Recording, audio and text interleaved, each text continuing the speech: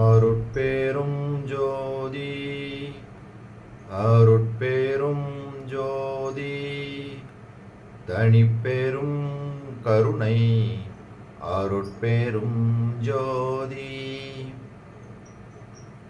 எல்லாம் செயல்கூடும் என் ஆணை அம்பலத்தே எல்லாம் வல்லான் தனையே ஏத்து. ஓம் ஸ்ரீ ராமலிங்காபயம். ஓம் ஸ்ரீ ராமலிங்காபயம். ஓம் ஸ்ரீ ராமலிங்காபயம். எல்லோருக்கும் வணக்கம். இது எனது யூடியூப் சேனலான எல்லாம் செயல்கூடும் வள்ளலார். நான் வள்ளலார் முத்து பேசுகிறேன். இன்றைய பதிவில் நாம் பிள்ளை பெருவிண்ணப்பம் என்ற தலைப்பின் கீழ் வரும் 13 to 20 வரை உள்ள 8 பாடல்களுக்கான விளக்கத்தை பார்க்க இருக்கின்றோம். முதல் பாடலை இப்போது படிக்கிறேன்.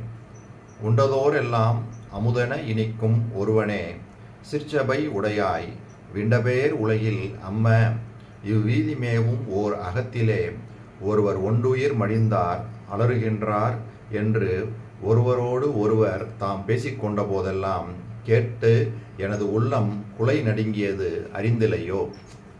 இதுக்கு விளக்கம்: உண்ணும் தோறும் இனிக்கும் அமுது போல இனிமை விளைவிக்கும் ஒப்பற்ற பெருமானே, ஞான சபையை உடையவனே, பெருமையாக பேசப்படும் இவ்வுலகில் இத்தெருவில் உள்ள ஒரு வீட்டில் ஒருவர் உடலோடு ஒன்றிய உயிர் துறந்தார் என்று அழிகின்றார்கள் என சிலர் ஒருவரோடு ஒருவர் பேசிக்கொள்வது கேட்டு எனது உள்ளமும் உடம்பும் நடுங்கியதை நீ அறிந்தது இல்லையோ அப்படின்னு இந்த பாடலை ஒரு வீட்டில் ஒரு மரணம் நடந்துடுச்சு. அதை மற்றவங்க பேசிக்கிட்டு இருக்கிறது இவருக்கு கேட்க இவர் செவிக்க வருது. அதை கேட்ட உடனே எனது உள்ளம் பதைத்தது, உனக்கு தெரியாதா அப்படின்ற மாதிரி இந்த பாடலை ஏற்றிருக்காங்க. அடுத்த பாடல்: காவினேர் கண்ணால் பங்கனே தலைமை கடவுளே சிற்சபை தனிலே மேவிய ஒளியே இவ்வுலகத்தில் ஊர்வீதி ஆதிகளிலே மனிதர் ஆவி போனது கண்டு உறவினர் அழுகுரல் கேட்டபோதெல்லாம் பாவியேன் உள்ளம் பகீரென நடுங்கி பகைத்தது உன் உளம் அறியாதோ அப்படின்னு இந்த பாடலை ஏற்றிருக்காங்க. இதுக்கு விளக்கம்: காவி மலர் போன்ற கண்களை உடைய உமாதேவியை ஒரு கூறாக உடையவனே, தலைமை போன்ற கடவுளே, இந்த நாட்டில் தெரு முதலியவற்றில் மனிதர் இறந்தது காரணமாக உறவினர் கூவி அழுதிய போதெல்லாம் பாவியாகிய என் மனம் பகீரென அதிர்ந்து நடுங்கி துடித்தது நினது திருவுள்ளம் தெரிந்ததன்றோ அப்படின்னு இந்த பாடலுக்கான விளக்கம். சரி, அடுத்த பாடல்: நாதனே, என்னை நம்பிய மாந்தர் ஞாலத்தில் பிணி பல அடைந்தே ஏத நேர்ந்திட கண்டு ஐயகோ அடியேன் எய்திய சோபமும் இளைப்பும் ஒத்த நேர் உள்ள நடுக்கமும் திகைப்பும் உற்ற பேர் ஏக்கமாதிகளும் நீதனேன் இன்று நினைத்திட திடுக்கிடல் நீ அறிந்திலையோ.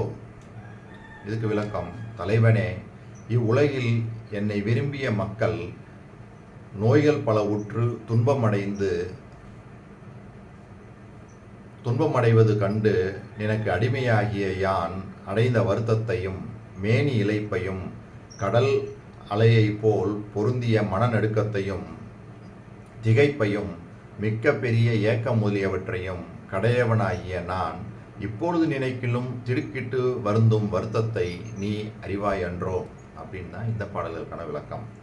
சரி, இதற்கு அடுத்த பாடல்: கற்றவர் உளத்தே கரும்பினில் இனிக்கும் கண்ணுதற் கடவுளே, என்னை பெற்ற தாய் நேயர் உறவினர் துணைவர் பெருகிய பழக்கமுடையோர் மற்றவர் இங்கே தனித்தனி பிரிந்து மறைந்திட்டதோறும் அப்பிரிவை உற்று நான் நினைக்கும் தோறும் உள் நடுங்கி உடைகின்றனன் எந்தாய். இதுக்கு விளக்கம்: கற்றுணர்ந்தவர் மனத்தின் கண் கரும்பு போல் இனிமை நல்கும் பெருமானே, என்னை பெற்றெடுத்து வளர்த்த தாயும் நண்பரும் உறவினரும் துணைவரும் மிகவும் பழகியவரும் பிறரும் இவ்வுலகில் தனித்தனியே பிரிந்து இறந்த போதெல்லாம் அவரது இறப்பை நான் உற்று நினைக்கும் தோறும் மனத்தின்மை கலங்கினேன், இப்போதும் கலங்குகின்றேன். இதனை நீ அறிவாய் அன்றோ? சரி, அடுத்த பாடல். என்றும் நாடுருவோர்க்கு இன்பமே புரியும் எந்தையே, என்றனை சூழ்ந்தே நன்று நாடிய நல்லோர் உயிர் பிரிவை நாயினேன் கண்டு கேட்டுற்ற அன்று நாள் அடைந்த நடுக்கமும் துயரும் அளவில்லை அளவில்லை அறிவாய். இன்றவர் பிரிவை நினைத்திடும் தோறும் எய்திடும் துயரும் நீ அறிவாய். விளக்கம். எப்போதும் திருவருள் ஞானத்தை நயந்து உரைப்பவர் அனைவருக்கும் ஞான இன்பத்தையே நல்கும் எந்தை பெருமானே, என்னையே நினைத்து எனக்கு நலத்தே நல்கிய நல்லவர் இறந்தாராக. அவரது இறப்பை நாய் போன்ற யான் கண்ணில் கண்டும் பிறர் சொல்ல கேட்டும் துயர் மிகுந்து அப்பொழுது நான் அடைந்த மனநடுக்கத்தையும் துன்பத்தையும் எண்ணினால் அதற்கு ஓர் அளவே இல்லை. என்னுள் இருக்கும் நீ இதனை நன்கு அறிவாய். இப்போதும் அவர்களின் இறப்பதை நினைக்கும் போதெல்லாம் எனது நெஞ்சம் எய்துகின்ற துக்கத்தை நீ அறிவாய் அன்றோ? சரி, அடுத்த பாடல். நிலை புரிந்து அருளும் நித்தனே, உலகில் நெறியலா நெறிகளில் சென்றே கொலை புரிந்திட்ட கொடியர் இவர் என்று அயலவர் குறித்த போதெல்லாம் உலை புரிந்திடு வெந்தி வயிற்றுள்ளே உற்றன நடுநடுக்குற்றே துளை புரிந்து ஓடி கண்களை மூடி துயர்ந்ததும் நீ அறிந்ததுவே. என்றும் நிலையாக இருந்து அருள் புரிகின்ற நித்திய பொருளான சிவமே, இவ்வுலகில் தீய வழிகளில் சென்று உயிர்கொலை புரிந்த கொடியவர் இவர் என சிலரை சுட்டிக்காட்டி அயலார் உரைத்த போதெல்லாம் உலை கலத்து வெவ்விய தீயை வயிற்றுள்ளே வைத்தது போல மிகவும் நடுக்கமுற்று தூரத்தே சென்று என்னுடைய இரு கண்களையும் மூடிக்கொண்டு வருந்தியது தேவரீர் அறிந்ததன்றோ? அடுத்த பாடல். ஓர்ந்த உள் அகத்தே நிறைந்து ஒளிர்கின்ற ஒருவனே, உலகியல் அதிலே மாந்தர்கள் இறப்பை குறித்திடும் பறையின் வல்லொளி கேட்டபோதெல்லாம் காந்தி என் உள்ளம் கலங்கிய கலக்கம் கடவுள் நீயே அறிந்திடுவாய். ஏந்தும் இவ்வுலகில் இறப்பெனில் எந்தாய் என் உளம் நடுங்குவது இயல்பே. மெய்மை பொய்மை பகுத்துணர்ந்த பெருமக்கள் உள்ளத்தே ஒளி நிறைந்து விளங்குகின்ற ஒருவனான பெருமானே, உலக வாழ்வில் சாவை குறிக்கும் பறை மேளத்தின் வன்மையான ஓசையை கேட்டபோதெல்லாம் என் மனம் வெதும்பி கலங்கிய கலக்கத்தை கடவுளாகிய நீ நன்கு அறிவாய். உயர்ந்த இவ்வுலகில் சாக்காடு என்றால் என் உள்ளம் நடுங்குவது இயற்கையே.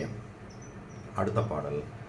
மறைமுடி வயங்கும் ஒரு தனித்தலைமை வல்லலே, உலகரசால்வோர் உரைமுடி வாள் கொண்டு ஒருவரை ஒருவர் உயிரறச் செய்தனர். எனவே தரையுறச் சிறியேன் கேட்டபோதெல்லாம் தளர்ந்து உளம் நடுங்கி நின்று அயர்ந்தேன். இறையும் இவ்வுலகில் கொலையெனில் எந்தாய் என் உள்ளம் நடுங்குவது இயல்பே. இதுக்கு விளக்கம். வேத முடிவில் விளங்குகின்ற ஒப்பற்ற தலைமை நலம் பொருந்திய வல்லலே, உலகில் அரசராயினோர் உரையில் பொருந்திய வாளை கொண்டு ஒருவரை ஒருவர் தாக்கி உயிர்கடச் செய்கின்றார்கள் என்று நில உலகில் பிறர் சொல்ல கேட்டபோதெல்லாம் சிறியவனாகிய யான் சோர்வுற்று மனம் ஒடுங்கி அயற்சி உற்றேன். இவ்வுலகில் கொலை என்று சொன்னால் சிறிதும் பொறாது என் உள்ளம் அச்சத்தால் நடுங்குவது இயற்கை. என்னுள் இருக்கும் இறைவனாகிய நீ இதனை நன்கு அறிவாய். இதுதான் இந்த 8 பாடல்கள். இந்த 8 பாடல்கள்லையும் வள்ளல் பெருமான் சொல்ல வர விஷயம் என்னன்னு பார்த்தோம் அப்படின்னா, அவருடைய சொந்தங்கள், அதாவது தாயாக இருக்கலாம், தந்தையாக இருக்கலாம், உற்றார் உறவினர், யாராவது ஒருத்தர் அந்த தெருவுலையோ இல்லாட்டினா வேறு ஊர்லேயோ இது மாதிரி இறந்துட்டாங்க அப்படின்ற ஒரு செய்தியை கேட்கும்போது அவர் மனம் பதைத்தது. அதை கேட்டு என்னால் தாங்க முடியல. அவங்க இறந்து பல வருடங்கள் ஆனாலும் இப்போயும் அந்த நினைவு வரும்போது அது எனக்கு மிகவும் துக்கத்தை கொடுக்குது, துயரத்தை கொடுக்குதுன்னு சொல்லி எல்லா பாடல்கள்லையுமே அதான் பதிவு பண்ணிட்டு வராங்க. கடைசியாக உள்ள பாடலில் என்ன சொல்கிறாங்க, ஒருத்தரை கொலை பண்ணிடுறாங்க. மற்றவர் வந்து சொல்கிறாங்க இவன் தான் அந்த கொலையை செய்தவன் சொல்லி ஒருத்தனை சுட்டி காட்டும் போது அதை நினச்சுமேவும் அவனை நினச்சுமே வந்து எனக்கு உள்ளம் வந்து அப்படியே பதைக்குது. ஏன்னா அந்த கொலை அதையெல்லாம் கேட்கறதுக்கூடிய அந்த இது வந்து எனக்கு இல்லை. எனது உள்ளம் வந்து அதெல்லாம் வந்து கேட்கும் போதே நடுக்குறுது அப்படின்றாங்க. அப்போ இதிலிருந்து வள்ளல் பெருமான் எப்படி அந்த சாவு அவர் சொல்கிறது மாதிரி இது எனது மார்க்கம் இறப்பொழிக்கும் சன்மார்க்கம் சொல்கிறாங்க, சாகாதவனை சன்மார்க்கம் சொல்கிறாங்க. அவருக்கு வந்து இந்த இறப்பு அப்படின்ற அந்த செய்தியை கேட்குறதுக்கே அவர் விருப்பமே துளி கூட இல்லை அவருக்கு.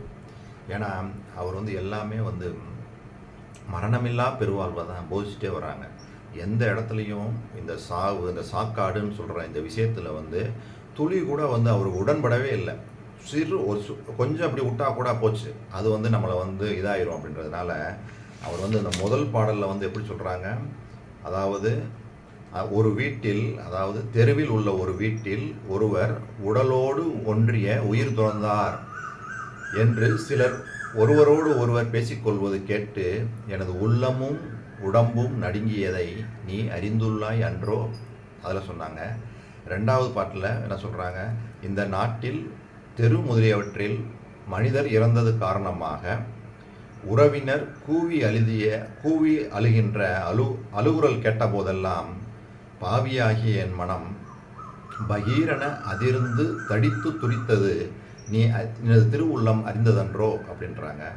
மூணாவது பாடல் என்ன சொல்கிறாங்க, அதாவது என்னை விரும்பிய மக்கள் நோய்கள் பல உற்று துன்பமடைவது கண்டு இந்த அடிமைக்கு மன வருத்தமும் மேனி இழைப்பும் உண்டானது உனக்கு தெரியாதா அப்படின்றாங்க.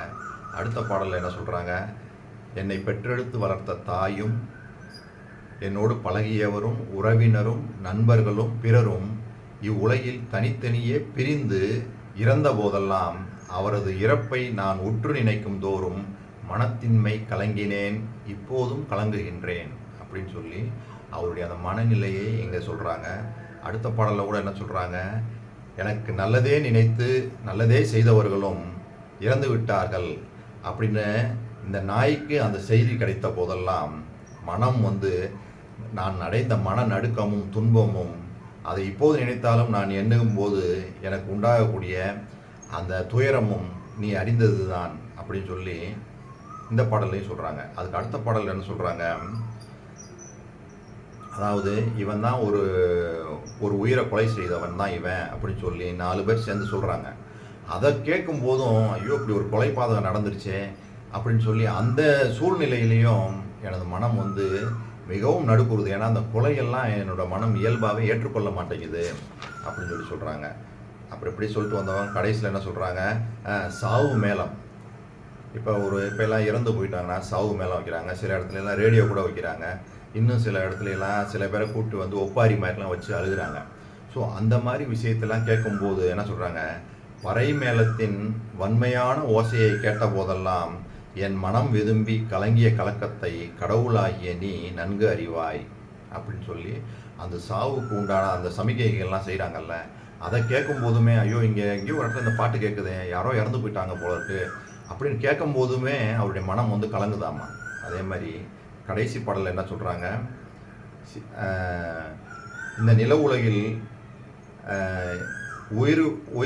உயிர்கட அதாவது அரசர்கள் வந்து அந்த வாளை எடுத்து ஒருவரோடு சண்டை போட்டு இறந்து விட்டார்கள் அப்படின்னு அதை கேட்கும் போதுமேவும் எனது மனசு வந்து ரொம்ப பதைக்குது. அதாவது அச்சத்தால் நடுங்கியது இயல்பே இயற்கையே, இதை நீ அறிவாயே அப்படின்றாங்க. அதாவது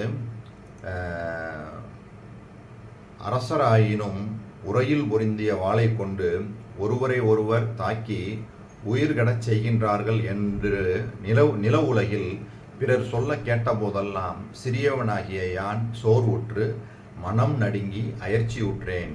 இவ்வுலகில் கொலை என்று சொன்னால் சிறிதும் பொறாது என் உள்ளம் அச்சத்தால் நடுங்குவது இயற்கை என்று என்னுள் இருக்கும் இறைவனாகிய நீ இதனை நன்கு அறிவாய் அப்படின்றாங்க. ஸோ இந்த பாடல்கள் மூலமாலாம் வள்ளல் பெருமான் வந்து இந்த மரணத்தை அவர் வந்து துளியும் வந்து ஏற்றுக்கொள்ளவில்லை என்றது தெளிவாக தெரியுது. இதே தான் உரைநடையிலையும் தெளிவாக ஒரு விளக்கம் கொடுத்துருக்காங்க. அதை படித்து நம்ம இந்த வீடியோவை நிறைவு செய்யலாம். தலைப்பு 85 ஆண்டவர் சோதனை. ஆண்டவர் சோதிக்கின்றார் என்பது பிணி, மூப்பு, பயம், பசி முதலியவற்றால் வருந்தச் செய்விப்பது அல்ல, மரணமடையச் செய்விப்பதுதான் சோதனை. இன்னொரு படிச்சிடுறேன். ஆண்டவர் சோதிக்கின்றார் என்பது பிணி, மூப்பு, பயம், பசி முதலியவற்றால் வருந்த செய்விப்பது அல்ல, மரணமடையச் செய்விப்பதுதான் சோதனை. எவ்வளோ தெளிவாக சொல்கிறாங்க பாருங்கள். இன்றைய வாழ்வில் நமக்கு பலவிதமான சோதனைகள் உண்டாகுது, பல கஷ்டங்கள்லாம் அனுபவிக்கிறோம். அப்போல்லாம் நம்ம மனம்லாம் நொந்து போயிடும், ஏன்னா இப்படிலாம் நடக்குதே அப்படின்ட்டு. ஆனால் அதெல்லாம் காலப்போக்கில் என்ன ஆகிரும், சரியாயிரும். அதெல்லாம் மறந்து நம்ம இயல்பு நிலைக்கு வந்துடுவோம். எவ்வளோ பெரிய துன்பமாக இருந்தாலும் அதையெல்லாம் மீறி நம்ம வந்துடுவோம், நம்மளுக்கே தெரியும். ஆனால் மரணமடைய செய்விப்பது தான் சோதனைன்றாங்க. ஏன் அப்படி சொல்கிறாங்க அப்படின்னா, இப்போ நம்ம மரணித்து விட்டோம்னா அடுத்த பிறவி என்ன பிறவி நம்மளுக்கு தெரியாது. திரும்பவும் முதல்ல இருந்து நம்ம செஞ்சுட்டு வரணும். என்ன பிறவியாக வேணால் இருக்கலாம், மரமாக கூட பிறக்கலாம், ஒரு பூச்சியாக பிறக்கலாம், பல்லியாக பிறக்கலாம், பாம்பாக பிறக்கலாம், எதா வேணாலும் இருக்கலாம், நம்மளுக்கு தெரியாது. ஆனால் அதில் முதல்ல இருந்து திரும்ப ஸ்டார்டிங், அதில் பலவிதமான இதில் சுற்றி அப்போ திரும்பவும் இறந்து பிறந்துன்னு இந்த சைக்கிள் தொடர்ச்சியாக வந்துக்கிட்டே இருக்குது. அப்போ இந்த சைக்கிள்லாம் உடையணும். அதாவது இந்த பிறப்பு இந்த சுழற்சி ஸ்டாப் பண்ணணும் அப்படின்னா நம்ம இந்த பிறவியில் இறக்கக்கூடாது. வள்ளல் பெருமான் சாகாதவனே சன்மார்கின்னு சொல்லிட்டு இந்த முழு அருட்பாலையும் மரணமில்லா பெருவாழ்வை தான் இடைவிடாமல் சொல்லிட்டு வராங்க. நம்ம இறந்துடக்கூடாது. இந்த ஒப்பற்ற இந்த மனித பிறவி நம்மளுக்கு கிடச்சிருக்கு. ஏன்னா பல கோடி பிறவிகள் சுற்றி தான் இந்த இடத்துக்கு வந்திருக்கிறோம். மீண்டும் நம்ம பழைய இதுக்கே போயிடக்கூடாது. அப்படின்றதுனால தான் இந்த பாடல்கள் மூலமாகவும் அவர் சொல்கிறாங்க பாருங்கள். அந்த இறப்பு, அதுக்கு உண்டான அந்த சமிக்கைகள் அதை கேட்கும் போதும், அந்த தெருவில் அவங்க இறந்து போயிட்டாங்கன்றதை கேட்டாலும் சரி, அந்த பறை ஒலி கேட்டவுடனே ஐயோ இந்த சத்தம் கேட்குது, யாரோ அந்த தெருவில் இறந்து போயிட்டாங்களோ அப்படின்னா கூட சொல்லுவாங்க. அந்த நல்லா வாக்கிங் காலில் போவாங்க பார்த்தீங்களா, அவர் தாங்க அந்த பெரியவரை நேற்று கூட பார்த்தேனே அப்படின்வாங்க. அவர் தான் உட்காந்து இருந்தார், அப்படி இறந்து போயிட்டாருன்னு சொல்கிறாங்க. எல்லாம் வீட்டில் இருந்து அவன் பையன்லாம் வெளிநாட்டில் இருந்தால் வந்துக்கிட்டு இருக்காரு, இப்படிலாம் சொல்லி கேள்விப்படுவோம். அதெல்லாம் கேள்விப்படும் போதே அவருக்கு என்ன ஆகுதான், மனசு அப்படியே பதச்சு, ஐயோ இப்படிலாம் இறப்பு நடக்குதுன்ன போது அந்த இறப்புன்ற வார்த்தை, அந்த மரணம், அதை அவர் துளி கூட அவர் உடம்புல ஏற்றுக்கிற மாட்டேங்குது அப்படின்றாரு. அதே மாதிரி அந்த கொலையையும் அவர் ஒத்துக்கிற மாட்டேங்கிறாரு. கொலை செய்கிறவங்க, அந்த கொலை செய்ய போகிறாங்க, அதை நினைக்கும் போதுமே மனசு அப்படியே பதைக்குது. அந்த மாதிரி ஒரு மனநிலையில் தான் அவர் இருந்தாங்க அப்படின்றது தான் இந்த பிள்ளை பெருவிண்ணப்பத்தில் பதிவு பண்ணியிருக்கிறாங்க. அதை தான் உங்களுக்கு நான் படித்து காமிச்சேன். இப்போ இந்த இதுலேயும் ஆண்டவர் சோதிக்கிறார் அப்படின்றது என்ன அப்படின்னா, மரணமடைய செய்விப்பது தான் சோதனை. இப்போ மரணம் வந்துருச்சுன்னா கடவுள் ஒருத்தருக்கு சோதனை பண்ணிட்டாருன்னு அர்த்தம். மற்ற சோதனைகள்லாம் சோதனையே கிடையாது என்று கூறி இந்த வீடியோவை நான் நிறைவு செய்கின்றேன். மீண்டும் அடுத்த வீடியோவில் இதன் தொடர்ச்சியாக பார்க்கலாம். அருட்பெரும் ஜோதி, அருட்பெரும் ஜோதி, தனிப்பெரும் கருணை, அருட்பெரும் ஜோதி.